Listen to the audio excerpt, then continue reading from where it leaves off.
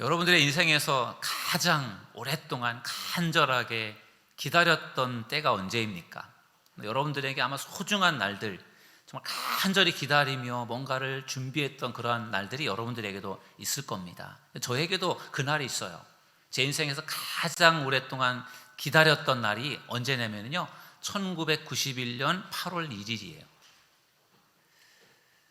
1991년 8월 1일이 무슨 날인지 아십니까? 그날은 제가 임관을 한 날이에요.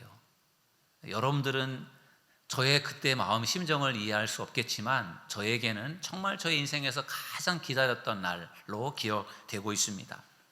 저는 91년 3월 19일에 공군교육사령부에 입교를 했어요.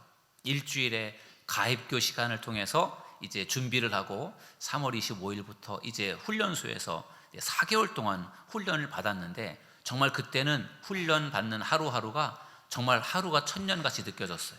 뭐 군대 가셔서 훈련 받으신 분들은 다 아실 거겠지만 정말 하루가 얼마나 힘들고 긴지 정말 너무너무 힘든 시간들을 보냈습니다. 아침 6시에 기상을 하고 저녁 9시에 취침 점호를 취할 때까지 매일매일 고된 훈련을 견디어내야만 했습니다. 하지만 저와 저의 그 동기들에게는 8월 1일이라고 하는 임관을 하는 그날이 딱 정해져 있기 때문에 정말 그날을 바라보면서 손꼽아 그날을 기다리면서 힘들고 어려운 시간들을 버티어내고 견뎌낼 수가 있었습니다. 그때 훈련생들에게 주는 수첩이 있었고요. 그 수첩에 1년 달력이 조그맣게 나와 있었거든요. 거기에서 하루가 지나면 그 달력을 하루씩 지워가는 거예요. 8월 1일에다가 동그랗게 이렇게 동그라미를 쳐놓고요, 그날을 향해서 하루하루를 지워가는 그 마음으로 정말 그날을 간절히 기다렸습니다. 드디어 정말 4개월의 그 고된 훈련이 끝나고 8월 1일이 드디어 되었습니다.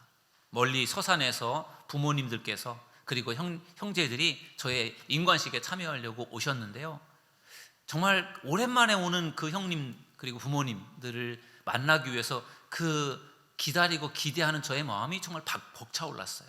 제가 예전에 제가 아니잖아요. 훈련을 잘 마치고 이제는 늠름한 어떤 그러한 그 장교로 임관하는 그 모습을 제가 부모님들에게 막 보여드리고 싶어서요, 제가 막 기다리는 거예요.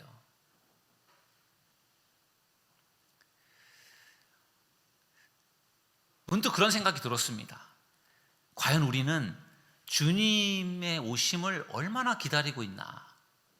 제가 그 임관하는 그날을 기다리면서 저의 달라진 모습을 저의 부모님들에게 보여드리고 싶었던 그러한 기다림, 간절함이 어떻게 보면 저에게 정말 인생에 잊을 수 없는 순간인데, 우리가 주님을 기다릴 때 과연 우리는 어떠한 마음으로 기다리는가?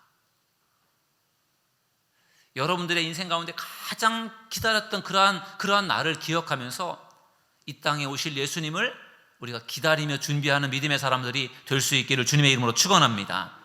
그날, 주님을 만나는 그날, 나의 달라진 모습, 나의 성장되어진 그 모습을 주님께 보여드리면 주님이 얼마나 기뻐하실까?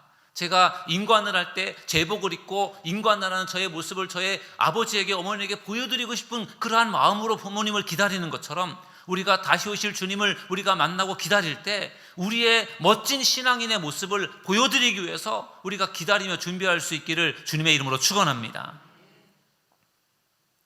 오늘 본문의 말씀에 보면은요, 베드로 사도가 주님의 재림이 지연되는 이유를 설명합니다. 주님이 오신다고 했는데, 금방 오신다고 했고 금방 오실 줄로 알았는데 주님이 오시지 않으니까 거기에 대해서 베드로가 이렇게 설명을 했어요. 베드로후서 3장 9절에 보니까요, 오직 주께서는 너희를 대하여 오래 참으사 아무도 멸망하지 아니하고 다 회개하기에 이르기를 원하시느니라. 아멘. 여러분, 주님이 왜 오신다고 하고 왜 안 오십니까? 주님이 거짓말장이십니까? 아니에요. 주님이 안 오시는 이유가 있어요. 이유가 뭐라고요? 한 사람이라도 더 회개하고 구원받을 수 있도록, 한 명이라도 더 구원받을 수 있도록 하나님께서 기다리시다 보니까 세월이 이렇게 2000년의 세월이 흐르게 된 줄로 믿습니다. 구원받은 사람들로서는 주님께서 그렇게 간절히 기다리는 것이 우리 좀 구원받은 사람들에게는 그것이 고마움으로 느껴지지 못할 수 있지만, 정말 믿지 않다가 겨우 주님을 믿어서 구원받은 사람, 그런 분들에게는요, 야, 정말 주님께서 나를 기다려 주셔서 내가 주님을 믿게 되었으니 너무 감사하다, 그런 마음이 아마 마음속에 깊이 느껴질 거예요. 모태신앙으로 태어나서 어렸을 때부터 교회를 다니며 신앙생활 하신 분들은 잘 모를 수 있지만, 정말 신앙생활 하지 않고 마음대로 살다가 세상에서 내 마음껏 내 마음대로 내 생각대로 살다가 뒤늦게 주님을 믿게 된 분들, 야, 나 같은 죄인도 불러서 나를 구원해 주셨으니 너무 감사하다. 주님이 내가 예수님 믿기 전에 오셨더라면 나는 주님을 믿지 못했기 때문에 구원받지 못했을 텐데, 와, 주님께서 나를 기다려주시고 불러주셨으니 내가 너무 감사하다, 그런 마음을 여러분들 모두가 느낄 수 있기를 주님의 이름으로 축원합니다. 이 마음이 주님의 마음이에요. 우리를 기다리는 거예요. 우리가 돌아오기를 기다리는 것이고, 우리가 더 성장하기를 기다리는 것이고, 한 영혼이라도 더 구원하기를 주님께서 기다리고 계심을 믿으시기 바랍니다. 여러분의 가족들 중에도 아직도 주님을 믿지 않은 분들이 계실 것입니다. 우리가 지난 가을에 전도 축제를 하면서 우리 가족들 전도해보자라고 하면서 우리가 기도하며 전도하지 않았습니까? 아직도 믿지 않는 우리 가족들을 위해서 정말 주님이 그들을 기다리고 있다는 생각을 가지고 그들에게 복음을 전하고 기도하며 그들을 꼭 주님께로 인도할 수 있는 저와 여러분 모두가 되기를 주님의 이름으로 축원합니다. 주님이 그렇게 기다리신다는 거죠. 주님이 그렇게 기다리다 보니까 2000년의 시간이 훌쩍 흘러갔어요. 그런데 베드로는 무슨 말을 하는가 하면요, 주님께는 하루가 몇 년 같다고요? 1000년 같다. 1000년이 하루 같대요. 여러분, 하루가 어떻게 1000년과 비교할 수 있어요? 하루가, 우리가 일평생 살아가는 시간이 100년이라고 한다면 그 하루와 100년 일생을 어떻게 비교할 수 있어요? 오늘 하루는 그냥 금방 지나가 버리는 건데 100년이라는 세월은 우리 일평생을 살아가는 시간이잖아요. 36,500일을 살아야 그게 100년이에요. 근데 1000년이면은요 36만 5천일을 살아가는 건데 하루와 36만 5천일이 어떻게 같다는 거예요. 그 이유는 하나님은 영원하신 분이시잖아요. 하나님은 영원하신 분이고, 영원이라고 하는 시간을 놓고 볼 때 하루와 1000년은 그게 그거라는 거예요. 도끼객기라는 거예요. 50보 100보라는 거죠. 하나님이 보실 때는 영원한 그러한 측면에서 볼 때는 하루가 1000년처럼 느껴질 수도 있고 1000년이 하루처럼 느껴질 수도 있다는 거죠. 하나님께서 한 영혼이라도 더 구원하려고 기다리다 보니까 오랜 세월이 흘러가는 것이지, 하나님이 결코 거짓말하는 분이 아니라는 거예요. 그 하나님의 기다리는 그 마음을 우리가 느낄 수 있기를 주님의 이름으로 축원합니다. 하나님은 그 마음으로 아직도 믿지 않는 사람들을 기다리고 계세요. 근데 우리 믿는 사람들에게는요, 우리도 주님을 기다려야 된다는 거죠. 베드로는 뭐라고 말씀하고 있는가 하면요, 그날이 도둑같이 온다. 그날이 도둑같이 오기 때문에 그날을 기다리라 우리에게 말씀하고 있어요. 그러므로 사랑하는 여러분, 주님이 우리를 기다리는 그 마음을 우리가 기억하고 우리도 주님이 오실 그 때를 기다릴 수 있는 믿음의 사람들이 되기를 주님의 이름으로 축원합니다. 그러면 주님의 오심을 기다린다라고 하는 것이 과연 어떤 의미일까요? 어떻게 기다리라는 걸까요? 오늘 말씀을 보니까 베드로가 분명하게 가르쳐주고 있어요. 주님의 오심을 기다리는 것이 어떻게 기다리는 것인가?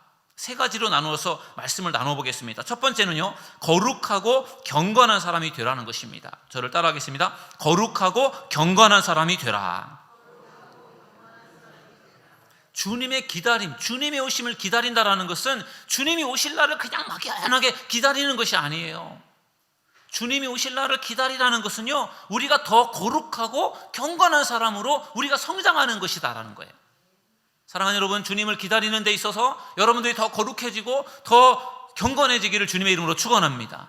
그러면은 주님이 언제 오시든 아무 상관이 없어요. 내가 준비가 되어 있는데 주님이 언제 오시든지 무슨 상관이 있습니까? 주님이 우리를 언제 부르든 무슨 상관이 있어요? 준비가 안 되어 있어서 문제죠. 준비가 되어 있는 사람에게는 아무 문제가 없는 겁니다.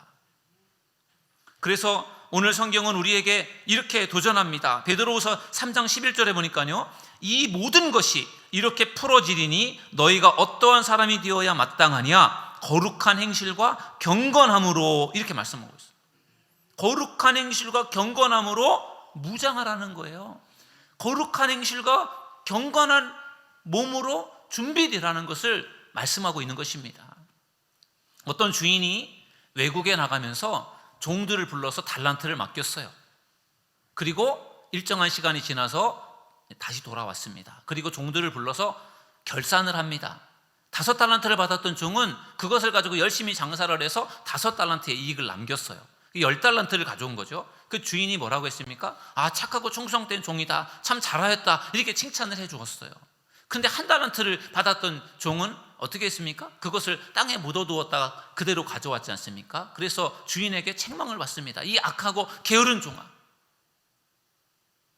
그 달란트의 비유는 하나님께서 우리들에게 주시는 말씀이에요. 우리들에게도 하나님께서 맡겨주신 달란트가 있어요. 재능 있고 은사가 있고 우리들에게 주신 사명이 있습니다. 그것을 가지고 열심히 충성하여 주님께서 오시는 그날 착하고 충성된 종이라, 잘하였다 칭찬받을 수 있는 믿음의 사람들이 되기를 주님의 이름으로 축원합니다. 하나님께서 우리에게 원하시는 것은 거룩함이에요. 내가 거룩하니 너희도 거룩할지어다, 레위기에서 말씀하고 있는 말씀이죠. 하나님 우리가 거룩한 사람이 되길 원하십니다. 그러므로 사랑하는 여러분, 거룩한 성도가 되기를 주님의 이름으로 축원합니다. 하나님은 우리가 거룩한 사람이 되길 원하시는데 마귀는 우리가 거룩한 사람이 되는 것을 회방합니다. 어떻게 해서든지 죄를 짓게 만들어서 우리를 하나님에게서부터 멀어지게 하고 우리를 죄짓게 하고 거룩하지 못하게 회방을 놓는 그 세력이 마귀 사탄이에요. 그래서 우리가 거룩해지는 일에 어려움이 있는 겁니다. 왜? 마귀가 방해를 놓습니다. 마귀는 우리가 죄를 짓도록 유혹합니다. 여러분, 죄의 유혹에서 자유로운 사람 누가 있습니까? 여러분들 중에 나는 죄가 아무리 유혹해도 나는 죄에 빠질 나는 사람이 아니다, 나는 아무 유혹도 없다, 나는 죄를 짓지 않는다, 이렇게 말할 수 있는 분이 과연 누가 있겠어요? 목사인 저로서도 하루에도 여러 차례씩 죄에 대한 유혹을 받고 살아요. 정말 제가 영적으로 깨어있지 않으면 그 죄에 빠질 수밖에 없는 그런 아슬아슬한 순간들이 많이 있어요. 물론 또 그런 순간에서 저도 넘어져서 죄를 지을 때도 있습니다. 정말 우리는 수많은 죄의 유혹 속에 살아가고 있는 것입니다. 그 속에서 우리가 거룩함을 유지한다는 것이 참으로 어려워요. 여러분들이 험한 세상을 살아갈 때 거룩함을 지키며 살아간다는 것 얼마나 힘든 일입니까? 힘든 일로 인해서 여러분들의 마음이 정말 무너질 듯 힘들 때가 있을 거예요. 그런 순간에도 여러분의 마음이 무너지지 않도록 잘 지킬 수 있기를 주님의 이름으로 축원합니다. 여러분의 거룩함을 해방하고 방해하는 많은 그러한 어떤 유혹들이 있어요. 여러분의 그 거룩함을 끝까지 지켜낼 수 있는 믿음의 사람들이 되기를 주님의 이름으로 축원합니다. 아무리 힘들고 어려운 순간에도 주님이 나와 함께 하심을 믿으시고 참고 인내하는 믿음의 사람들이 되기를 주님의 이름으로 축원합니다. 거룩한 삶이 중요하고 경건한 삶이 중요합니다. 여러분, 우리가 왜 경건 생활에 힘써야 됩니까? 우리가 예배하고 말씀을 듣고 읽고 기도하면서요, 그렇게 지내다 보면 우리도 모르는 사이에 우리의 믿음이 자라게 되는 것입니다. 예배 열심히 나와서 예배하다 보면, 성경을 열심히 읽다 보면, 기도를 열심히 하다 보면 우리도 모르는 사이에 우리의 믿음이 자라가 있는 것입니다. 그래서 나도 모르는 사이에 성장이 되어 있어서요, 세상이 나를 공격해와도 그걸 물리칠 수 있는 힘을 얻게 되는 것이고, 마귀가 나를 공격해와도 그 마귀를 내가 물리칠 수 있는 것이고, 육신적인 그러한 유혹들이 있어도 그거를 물리칠 수가 있는 것입니다. 그래서 영성 훈련과 경건 생활이 매우 중요해요. 저는 1997년부터 목회를 했습니다. 강화에서 5년 동안 담임 목회를 했고요. 그리고 그 이후에 5년 반 동안 부목사 생활을 했습니다. 그리고 그 이후에 교회를 개척해서 17년째 목회를 하고 있습니다. 지난 27년의 목회를 돌아볼 때 경건 생활이 저에게 정말 많은 유익을 주었다라는 생각을 다시 한번 하게 되었습니다. 강화에서 첫 목회를 할 때 정말 새벽 예배가 매우 힘들었어요. 새벽에 일어나서 새벽 예배를 하는 것도 힘들고, 새벽마다 설교를 하는 것도 힘들고, 새벽 시간에 그 추운 데서 기도하는 그것도 힘들었어요. 그때는 교인들보다 내가 1분이라도 더 기도해야 된다라는 생각을 가지고 마지막 교인이 성전을 떠나갈 때까지 강대상에서 기도하고 강대상에서 기도의 자리를 지켰던 기억이 납니다. 그런데 그 시간들이 저를 경건한 사람으로 성장시켜 주었습니다. 그때는 늦게까지 기도하며 집에 가지 않는 권사님이 야속하고 미웠는데, 빨리 좀 가셨으면 좋겠는데, 그래야 제가 들어가서 쉴 텐데. 그런데 돌아보니 그분 때문에 제가 기도의 자리를 지킬 수 있었고, 그분 때문에 제가 성장된 것에 감사한 마음을 갖게 되더라고요. 27년째 목회를 하고 있습니다. 새벽 예배는 그러나 여전히 부담스럽고 힘든 예배예요. 목사라고 해서 새벽에 일어나서 예배를 드리고 설교하는 것이 결코 쉽지 않아요. 피곤하니까 새벽 예배를 마치고 빨리 집에 가서 쉬고 싶은 그러한 마음도 있지만, 저 나름대로 제가 세운 목표, 그래도 새벽에는 내가 강대상에서 1시간 동안 내가 기도의 자리를 지키겠다라는 그러한 그 목표를 제가 지키려고 매일매일 부단히 애를 쓰고 있습니다. 그런데 그런 시간들이 돌아보니 오늘의 저를 만들었고, 저의 경건함과 믿음을 만들어준 것을 생각할 때, 그 기도의 자리를 지키며 경건 생활에 힘썼던 부분들이 바로 저를 만들어내었다는 것을 알게 되었습니다. 여러분, 경건 생활에 힘쓰다 보면, 열심히 예배하다 보면, 열심히 기도하다 보면, 열심히 성경을 읽다 보면, 우리도 모르는 사이에 여러분의 믿음이 자라게 된다는 것을 믿으시기를 주님의 이름으로 축원합니다. 그래서 우리가 그 성장을 통해서요, 세상을 이길 수 있는 힘을 갖게 되는 것입니다. 그러므로 사랑하는 여러분, 거룩하고 경건한 사람이 될 수 있도록 더욱더 힘써 노력하는 믿음의 사람들이 되기를 주님의 이름으로 축원합니다. 그것이 바로 우리가 주님의 오심을 기다리는 것입니다. 두 번째는요, 어떻게 기다려야 되는가? 간절히 사모하라는 것입니다. 저를 따라하겠습니다. 간절히 사모하라. 주님의 재림을 기다리기 위해서는요, 이 마음이 필요해요. 사모하는 마음이 필요합니다. 오늘 베드로서 3장 12절 말씀에 이렇게 말씀하고 있어요. 하나님의 날이 임하기를 바라보고 간절히 사모하라. 하나님의 날이라고 하는 것은 주님의 재림을 말하고요, 종말을 말합니다. 그날을 간절히 사모하라, 이렇게 말씀하고 있어요. 그러면서 베드로는요, 종말에 일어날 일들에 대해서 소개하는데요, 하늘이 불에 타서 파괴된다, 물질이 뜨거운 불에 녹는다, 아주 무시무시한 그런 자연의 이변들이 일어난다라는 겁니다. 그런 상황들을 사람들이 지켜보면서 무서워한다라는 거죠. 두려워한다라는 거예요. 그런데 재림을 사모하며 기다리는 성도들은요, 새 하늘과 새 땅을 바라본다, 이렇게 말씀하고 있어요. 세상의 사람들, 믿지 않는 사람들은 마지막 때가 되어서 천재지변이 일어나고 그런 것들을 보면서 막 두려워하는데, 주님의 재림을 기다리는 믿음의 사람들은 새 하늘과 새 땅을 바라보기 때문에 염려할 게 없다라는 거예요. 천국에 대한 소망이 있기 때문에, 그날을 준비하기 때문에 그 무시무시한 그런 자연현상들을 보면서도 두려워하지 않고, 아, 주님의 오실 때가 되었구나 라고 하면서 기다릴 수가 있다라는 것입니다. 그러므로 사랑하는 여러분, 주의 재림을 두려워하지 마시고 잘 준비하는 믿음의 사람들이 되기를 주님의 이름으로 축원합니다. 훈련소에서 장교 훈련을 받을 때 가장 힘들었던 과목 중에 하나가 전술학과라는 과목이에요. 이 전술학과라는 과목은 주로 총검술을 훈련하는 시간이에요. 총에다가 이제 칼을 끼워 가지고요, 이제 뭐 어떻게 보면 이제 뭐 육박전을 한다고 하나요? 그러한 상황에서 이제 싸우는 그 총검술을 배우는데, 그 총검술을 배우는 시간 그 자체도 힘들긴 하지만, 그 전술학과라고 하는 시간을 가면은 그 시간을 준비하기 위해서 총을 들고 그 연병장을 뛰는데 한두 시간을 뛰는 거예요. 수십 바퀴씩을 도는 거예요. 그때 뭐 정말 딱딱한 전투화를 신고, 그 다음에 그 전투복을 입고 머리에 헬멧을 쓰고 그 무거운 총을 들고 그 연병장을 뛰는 게, 그게 결코 쉽지가 않거든요. 근데 그 시간이 너무 힘들었어요. 1시간, 2시간 동안 계속 뛰어야 되니까. 그러니까 날씨는 점점 더워지죠. 땀은 줄줄 흘러내려서 옷은 다 젖죠. 숨은 자꾸 정말 숨은 차가죠. 날씨는 덥죠. 너무너무 힘든데 그래도 그 시간을 버텨낼 수 있었던 그 희망이 있었어요.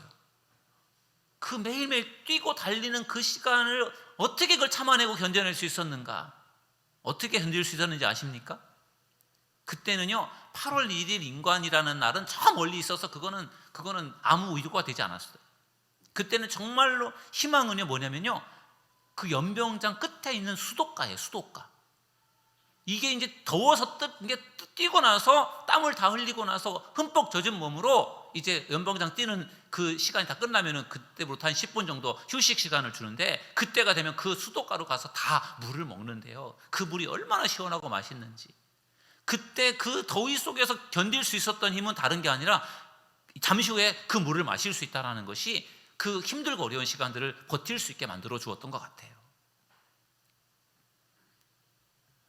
주님의 오심을 여러분들은 과연 얼마나 사모하고 있습니까?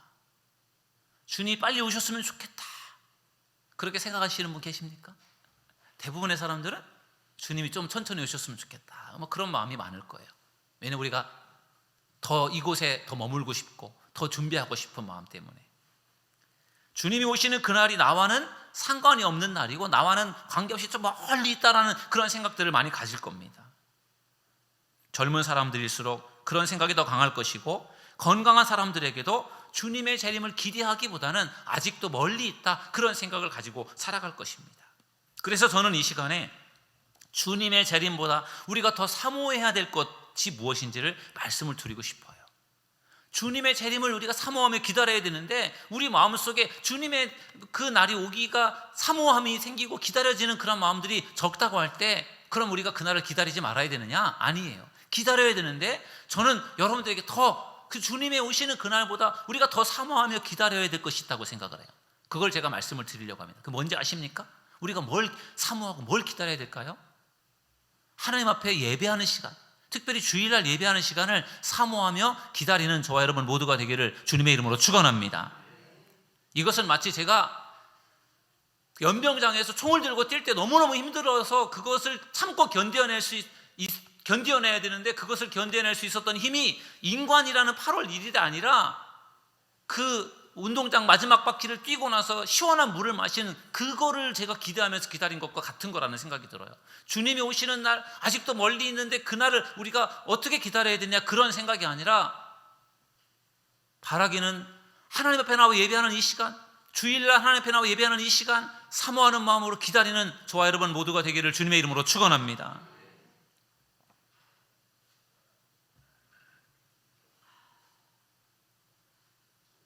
여러분은 주일 예배를 얼마나 사모하십니까? 여러분, 코로나19를 지나면서요, 우리 일여선교회 회원들, 우리 연로하신 우리 노 권사님들이 코로나를 지나면서 교회를 나오시는 분이 거의 없어요. 코로나 전에만 해도 한 10여 명 정도가 오셔서 예배를 드렸거든요. 근데 코로나라고 하는 3년 4년의 시간을 지나면서 권사님들이 교회를 못 나오세요. 교회를 오고 싶은데 몸이 따라주질 않아서 못 나오시는 거예요. 최정희 권사님, 곽재순 권사님, 이민순 권사님, 정동욱 권사님, 이런 권사님들, 전에는 같이 예배를 드렸던 권사님들이신데 지금은 교회를 나오지 못하십니다. 그 권사님들이 얼마나 교회에 오고 싶어 하시는지 아십니까? 교회 와서 같이 예배 드리고 싶고 우리 성도들을 만나고 싶은 그 마음이 너무너무 간절한데, 그런데 교회를 못 오시니까 얼마나 그 마음이 얼마나 속상하고 안타깝겠습니까? 그분들이 정말 몸이 그래도 좀 나아져서 교회를 나와서 예배를 드린다고 할 때, 그분들에게 있어서 그 예배는 너무너무 귀한 예배가 될 거예요. 바라기는 우리가 드리는 예배, 지난주에도 드리고 이번 주에도 드리고 다음 주에도 드릴 그러한 예배가 아니라 정말 너무너무 소중한 예배임을 믿으시고 사모하는 마음으로 예배하는 저와 여러분 모두가 되기를 주님의 이름으로 축원합니다. 우리들에게도 언젠가는 교회를 가고 싶어도 갈 수 없는 그러한 상황이 우리에게도 올지 몰라요. 정말 건강해서 죽는 그날까지 교회 나가서 예배를 할 수 있다면 가장 좋겠죠. 그런데 우리도 몸이 안 따라줘서 교회를 가고 싶어도 못 갈 수 있는 그러한 날이 우리들에게도 오지 않겠습니까? 90이 넘어서 100세가 가까워지면서 교회를 가고 싶어도 못 갈 그때 우리 마음속에 교회 가고 싶다, 그런 마음을 우리가 다 품게 될 텐데, 그런 마음을 그때 가서 갖기 전에 여러분들 건강이 허락될 때 마음껏 하나님 앞에 나와 예배할 수 있는 저와 여러분 모두가 되기를 주님의 이름으로 축원합니다. 주일을 잘 지키는 것, 열심히 예배하는 것이 주님을 기다리는 최고의 준비임을 믿으시기를 주님의 이름으로 축원합니다. 그런 점에서 우리가 간절히 주의 재림을 사모하며 예배를 사모하는 것이 얼마나 중요한지 모릅니다. 예배를 사모하며 기다리는 저와 여러분 모두가 되기를 주님의 이름으로 축원합니다. 주님의 재림을 어떻게 기다려야 되는가? 세 번째, 마지막으로요, 믿음을 잃지 않도록 주의하라는 것입니다. 저를 따라하겠습니다. 믿음을 잃지 않도록 주의하라. 믿음을 잃지 않도록 우리가 믿음을 잘 지켜내는 것이 매우 중요합니다. 그게 바로 주님의 재림을 기다리는 것입니다. 베드로는 거짓 교사들의 미혹에 빠져서 믿음을 잃지 않도록 주의할 것을 당부합니다. 오늘 본문 17절에 보니까 이렇게 말씀합니다. 그러므로 사랑하는 자들아, 너희가 이것을 미리 알았은즉 무법한 자들의 미혹에 이끌려 너희가 굳센 데서 떨어질까 삼가라. 아멘. 무법한 자들의 미혹, 거짓 교사들, 악한 자들의 미혹에 거기에 빠져서 믿음을 잃지 않도록, 믿음에서 떨어지지 않도록 주의하라, 조심하라, 이렇게 말씀을 하고 있습니다. 여러분, 말세가 될수록 우리가 믿음 생활에서 멀어지게 하는 유혹들이 참 많습니다. 그래서 대부분의 교인들이 믿음을 지키기 위해서 노력하는 것이 매우 중요해요. 여러분, 코로나 이전에는 모든 성도들이 주의를 빠지면 안 된다라는 생각을 가지고 열심히 주의를 지켰어요. 그런데 코로나를 겪으면서 어떤 현상들이 벌어졌습니까? 코로나 이후에 주의를 빠지는 교인들이 생겼어요.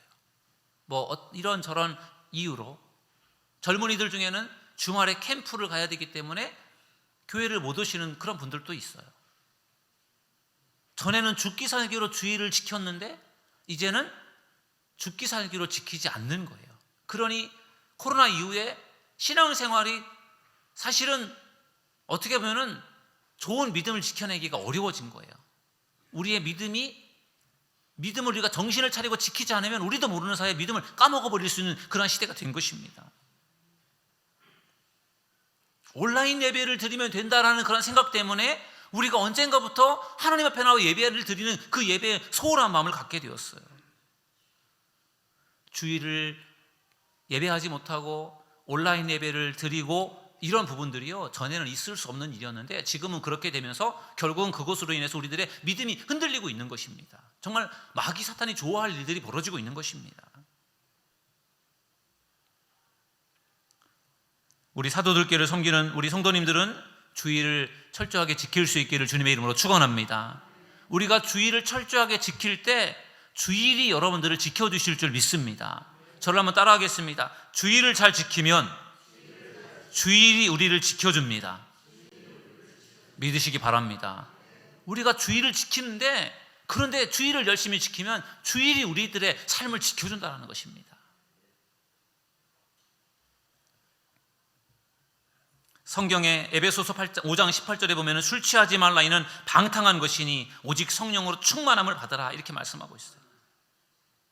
술을 가까이 하게 되면 믿음을 지키기가 어렵습니다. 술은 거룩함과 성결함에 해를 줍니다. 그래서 술을 멀리하는 것이 유익하다라는 것이죠. 주의를 잘 지키는 것, 술을 멀리하는 것, 이런 것들이 우리들의 믿음을 지키는 데 있어서 매우 중요한 말씀인데, 오늘 베드로는요, 믿음을 잃지 않도록 조심하라고 말하면서 중요한 말씀을 들려주고 있어요. 베드로후서 3장 18절입니다. 우리 함께 이 말씀을 읽어보실까요? 시작. 오직 우리 주 곧 구주 예수 그리스도의 은혜와 그를 아는 지식에서 자라가라. 영광이 이제와 영원한 날까지 그에게 있을지어다. 아멘. 여러분, 믿음을 잃지 않도록 베드로가 무슨 말을 하고 있습니까? 어떻게 하라고요? 주의를 잘 지키라고요? 아니면 술에 넘어지지 않도록 술을 멀리하라고요? 그건 베드로가 하는 말이 아니고 제가 하는 말이었고요. 베드로는 뭐라고 말을 하고 있는가 하면요, 하나님을 아는 지식에서 자라가라고 말하고 있어요. 그 말은 무슨 말이냐면은 하나님을 더 많이 알라는 거예요. 어떻게 하나님을 더 알 수 있습니까? 성경 말씀에 하나님에 대해서 기록하고 있어요. 하나님이 어떤 분이신지, 하나님이 뭘 원하시는지 성경책에 기록이 되어 있어요. 그래서 우리가 성경 말씀을 읽고 또 말씀을 들으면서 하나님을 알아가는 거죠. 하나님에 대한 지식을 우리가 쌓아가는 거죠. 머리로만 잔뜩 가지고 있는 것이 아니라 그 머리로 알고 있는 지식으로 하나님의 말씀대로 살아가는 것, 그것을 우리가 성경을 통해서 배우는 것인 줄로 믿습니다. 우리의 지식이, 하나님에 대한 지식이 자라가면 우리의 믿음도 자라가서 그 믿음으로 우리가 더 성장할 수 있다는 것을 믿으시기를 주님의 이름으로 축원합니다. 저희 아버지께서 시골에서 목회하셨는데요, 아버지께서 저에게 그런 말씀을 하셨어요. 목사가 되는 길이 목사의 직임을 열심히 감당하는 것이 믿음을 지키고 믿음을 성장시키는 가장 좋은 방법이다. 아버지가 목회하면서 그렇게 터득하신 거예요. 저희 아버지도 30이 넘어서 목회를 하셨거든요. 일반 다른 일을 하시다가. 그래서 아버지가 목회를 하시다 보니까 아버지가 알게 된 것이죠. 목회를 해야 믿음을 지킬 수 있고 내 믿음을 더 성장시킬 수 있구나. 그걸 아버지가 아셨고, 그래서 저희 아들이 6인데 아들들에게 아버지가 늘 그 이야기를 하신 거예요. 너희들은 목사가 되라. 목사가 되는 것이 너희들의 신앙을 위해 가장 유익하다. 목사가 되는 것이 하나님께 받을 상급이 가장 큰 것이다. 그런 말씀을 아버지가 늘 하셨어요. 그래서 저도 그 아버지의 말씀을 듣고 목회자가 된 것이에요. 그리고 저의 목회 27년을 돌아보니까 아버지가 하셨던 말씀이 일리가 있어요. 아버지가 왜 저에게 목사가 되라고 말씀을 하셨는지, 아마 제가 목사가 되지 않았더라면 지금보다 형편없는 믿음을 가지고 살았을 것 같아요. 근데 목사니까 제가 목회를 하면서 제가 지금의 믿음을 가지고 살아가는 것이지, 제가 목사가 아니었으면 제가 지금의 믿음을 가질 수 없었겠죠. 그래서 목사가 되라고 아버지가 하셨던 그 말씀이 참 고마운 말씀으로 기억이 납니다.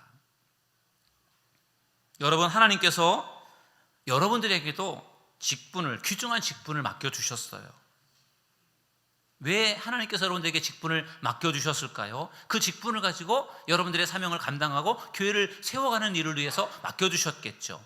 그런데 그 이유가 여러분들을 위해서도 하나님께서 맡겨주셨다는 것을 기억하셨으면 좋겠어요. 여러분들이 받은 직분을 감당하는 것이 때로는 버겁고 힘들고요, 부담스러울 수 있을 거예요. 장로님으로서의 그 직분을 감당하는 것이 얼마나 힘들고 부담스러울까요? 권사님으로서의 직분을 감당하는 것도 그렇고, 집사님으로서의 직분도 그렇고, 여러분들에게 맡겨주신 그 사명 달란트를 감당하는 것이 때로는요 버겁게 느껴지고 힘들게 느껴질 때가 분명히 있을 거예요. 그런데 그 버거운 그 짐같이 느껴지고 십자가처럼 느껴지는 그 직분 사명을 내가 어떻게든지 감당하려고 애를 쓰고 노력하다 보니까 나도 모르는 사이에 그것 때문에 내 믿음이 유지가 되고 내 믿음이 성장되는 것을 여러분들 믿으시기를 주님의 이름으로 축원합니다. 제가 목사가 되어서 목회를 하다 보니까 제 믿음을 지켜내며 믿음이 성장되는 것처럼 여러분들에게도 하나님께서 맡겨주신 직분과 사명이 있는데, 그것이 버겁더라도 열심히 감당하다 보면 그것을 통해서 여러분들이 더 성장하게 되고 여러분들의 믿음을 지킬 수 있게 된다는 사실을 믿으시기를 주님의 이름으로 축원합니다. 오늘 우리가 주님의 재림을 어떻게 기다려야 되는지에 대해서 말씀을 나누었어요. 대림절 2번째 주일을 맞이해서 기다린다라는 것이 도대체 어떤 의미일까? 주님을 어떻게 기다려야 되는가? 여기에서 기다림이라고 하는 것은 12월 25일 성탄절 아기 예수님이라기보다는 다시 오실 주님에 대한 기다림, 그 베드로 후서에서 그 말씀을 하고 있어요. 주님의 재림에 대한 기다림인데, 그 기다림을 어떻게 기다려야 되는가? 오늘 말씀을 통해서 3가지로 나누었어요. 거룩하고 경건한 사람이 되는 것. 내가 거룩하고 경건한 사람이 되는 것, 그게 주님의 재림을 기다리는 것임을 믿으시기 바랍니다. 그리고 정말 간절히 사모하는 거예요. 주님의 오심을 간절히 사모하며 준비하고 예배를 간절히 사모하며 준비하는 것, 그것이 곧 주님의 오심을 기다리는 것임을 믿으시기 바랍니다. 믿음이 잃지 않도록 끝까지 우리의 믿음을 지키는 것 매우 중요한 거예요. 마귀는 끊임없이 우리를 넘어뜨리려고 하지 않습니까? 우리의 믿음을 빼앗아 가려고 하는 거예요. 우리가 정신을 차리고 깨어 기도하지 않으면 이 믿음이 약해질 수밖에 없어요. 여러분, 믿음이 성장하는 것은 참 어렵습니다. 그 믿음이 허물어지는 건 한순간이에요, 정말. 그래서 우리가 깨어 기도해야 될 줄로 믿습니다. 오늘 주님의 오심을 간절히 사모하면서 언제 어느 때 주님이 오시든지 주님 앞에 떳떳하게 설 수 있는 믿음의 사람들 다 될 수 있기를 주님의 이름으로 축원합니다.